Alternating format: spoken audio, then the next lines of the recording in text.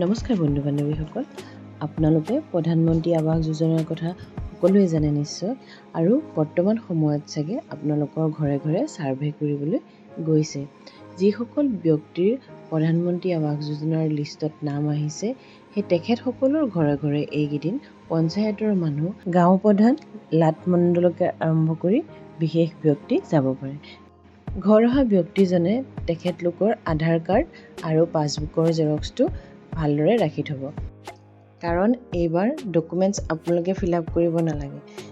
যিকেইজন ব্যক্তি আপোনাৰ ঘৰলৈ আহিব, তেখেতসকলে আপোনালোকৰ এই ডকুমেণ্টছকেইটা লৈ পেলাই অনলাইনত ফৰ্মখন ফিল আপ কৰি দিব। ফৰ্মখন ফিল আপ হোৱাৰ পিছত তেওঁলোকৰ কেমেৰাতে আপোনালোকৰ এখন ফটো লোৱা হ'ব। আপোনালোকৰ ঘৰ বনোৱা জেগাখনৰ ফটো লোৱা হ'ব। টোটেল 6খন ফটো লোৱা হ'ব। আপোনালোকৰ জব কাৰ্ড নাম্বাৰটো বিচাৰিব আৰু তাৰ লগতে আপোনালোকৰ ঘৰটো এতিয়া যোনটো ঠাইত বনাই থোৱা আছে তাৰ ফটো লোৱা হ'ব।